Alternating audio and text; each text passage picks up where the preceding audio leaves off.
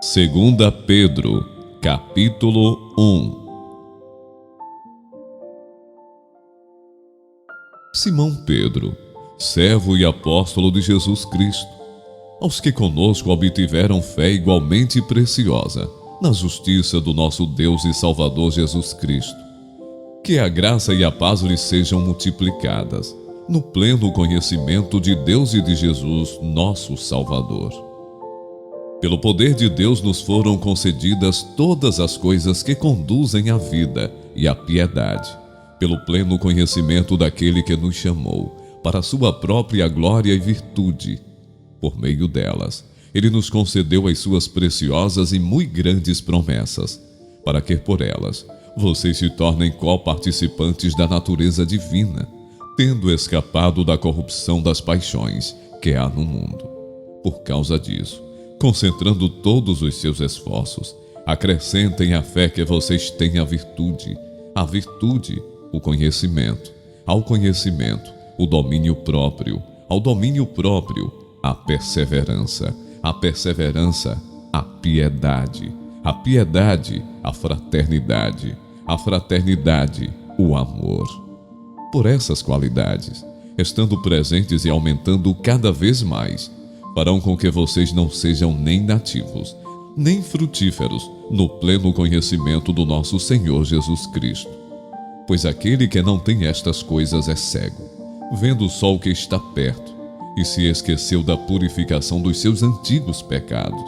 Por isso, irmãos, procurem com empenho cada vez maior confirmar a vocação e a eleição de vocês, porque fazendo assim, vocês jamais tropeçarão. Pois desta maneira é que lhes será amplamente suprida a entrada no reino eterno do nosso Senhor e Salvador Jesus Cristo. Por esta razão, sempre estarei pronto para fazer com que vocês se lembrem destas coisas, embora já as conheçam e tenham sido confirmados na verdade que receberam. Também considero justo, enquanto estou neste tabernáculo, despertar essas lembranças em vocês, certo de que estou prestes a deixar o meu tabernáculo, como efetivamente nosso Senhor Jesus Cristo me revelou. Mas de minha parte, me esforçarei ao máximo para que sempre, mesmo depois da minha partida, vocês se lembrem dessas coisas. Porque não lhe demos a conhecer o poder e a vinda do nosso Senhor Jesus Cristo, seguindo fábulas engenhosamente inventadas, mas nós mesmos fomos testemunhas oculares da sua majestade. Porque ele recebeu honra e glória da parte de Deus Pai, quando pela suprema glória lhe foi enviada a seguinte voz: Este é o meu Filho amado, em quem me agrado. Ora, nós ouvimos esta voz vinda do céu, quando estávamos com ele no Monte Santo. Assim, temos ainda mais segura a palavra profética, e vocês fazem bem em dar atenção a ela, como a luz que brilha em lugar escuro, até que o dia clareie e a estrela d'alva nasça no coração de vocês. Primeiramente, porém, saibam que nenhuma profecia da Escritura provém de interpretação pessoal, porque nunca jamais qualquer profecia foi dada por vontade humana. Entretanto, homens falaram da parte de Deus, movidos pelo Espírito Santo.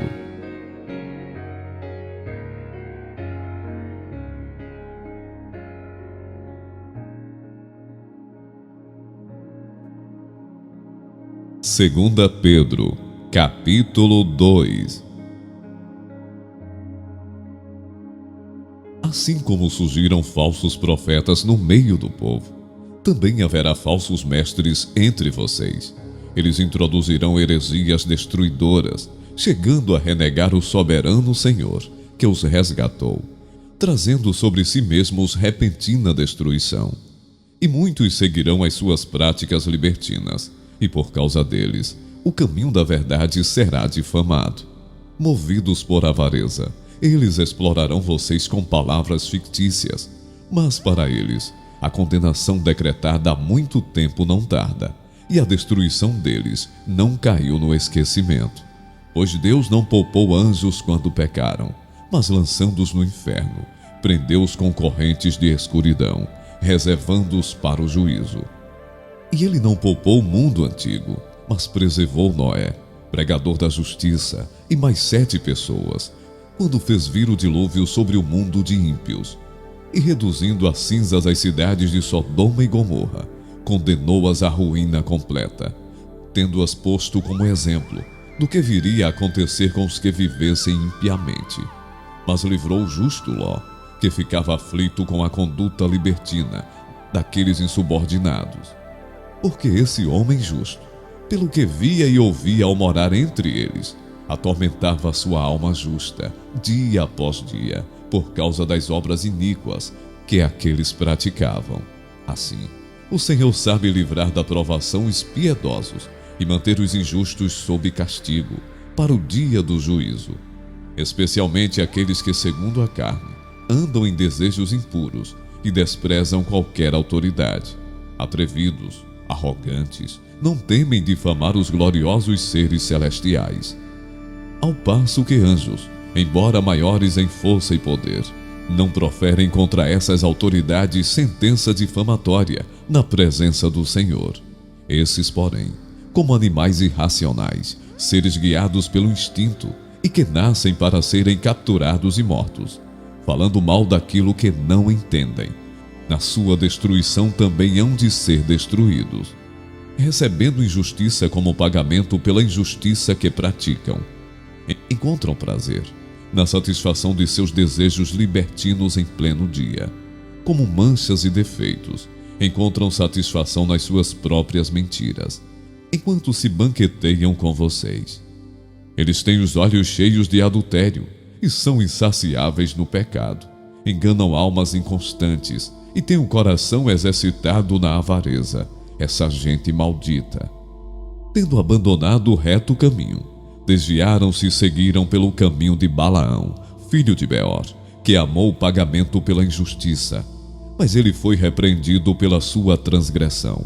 Um animal de carga mudo, falando com voz humana, refreou a insensatez do profeta. Esses tais são fontes sem água, névoas levadas pela tempestade, para os quais está reservada a mais profunda escuridão. Porque, falando com arrogância palavras sem conteúdo, enganam com desejos libertinos, de natureza carnal, aqueles que de fato estavam se afastando dos que vivem no erro.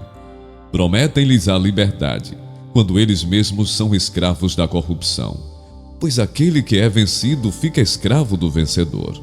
Portanto, se depois de terem escapado das contaminações do mundo, mediante o conhecimento do Senhor e Salvador Jesus Cristo, se deixam enredar de novo e são vencidos, o seu último estado se tornou pior do que o primeiro. Pois teria sido melhor que eles nunca tivessem conhecido o caminho da justiça, do que após conhecê-lo, voltar atrás e se afastar do santo mandamento que lhes havia sido dado. Com eles aconteceu o que diz certo provérbio muito verdadeiro: o cão volta ao seu próprio vômito, e a porca lavada volta a rolar na lama.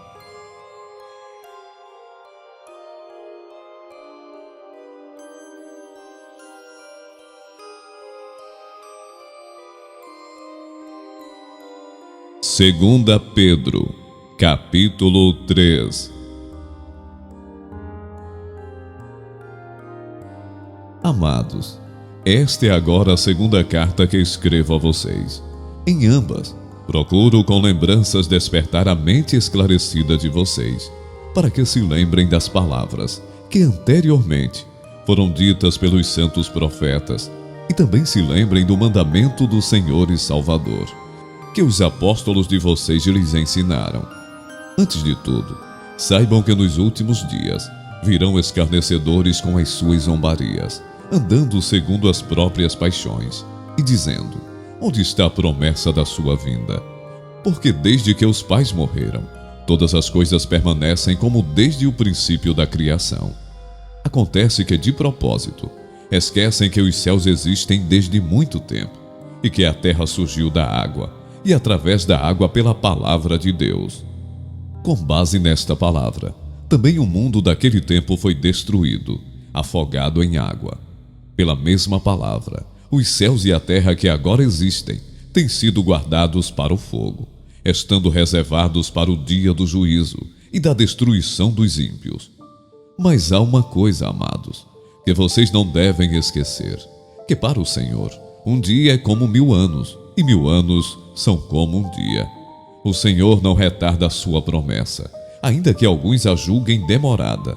Pelo contrário, Ele é paciente com vocês, não querendo que ninguém pereça, mas que todos cheguem ao arrependimento.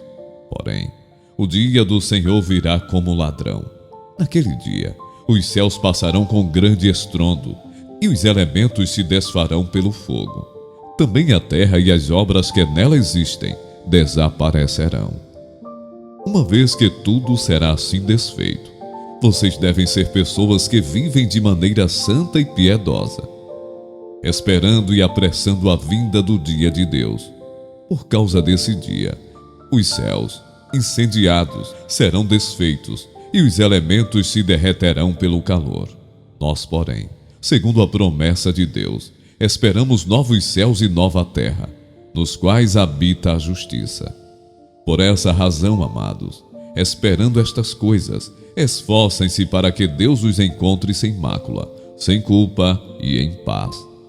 E considerem a longanimidade do nosso Senhor como oportunidade de salvação, como também o nosso amado irmão Paulo escreveu a vocês, segundo a sabedoria que lhe foi dada. Ao falar a respeito destes assuntos, como de fato costuma fazer em todas as suas cartas, nelas há certas coisas difíceis de entender, que aqueles que não têm instrução e são instáveis deturparão, como também deturparão as demais escrituras, para a própria destruição deles. Portanto, vocês, meus amados, visto que já sabem disso, tenham cuidado, para que não sejam arrastados pelo erro desses insubordinados e caiam da posição segura em que se encontram. Pelo contrário, cresçam na graça e no conhecimento de nosso Senhor e Salvador Jesus Cristo. A Ele seja a glória, tanto agora como no dia eterno.